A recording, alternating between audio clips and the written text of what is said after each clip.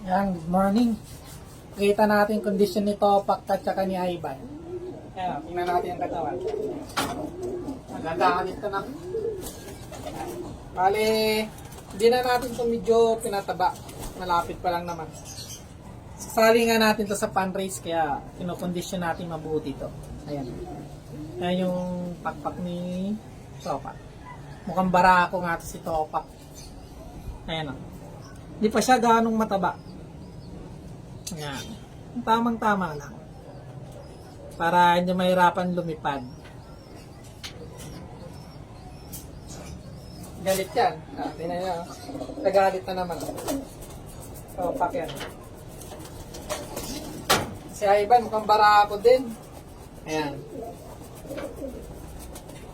Ayan.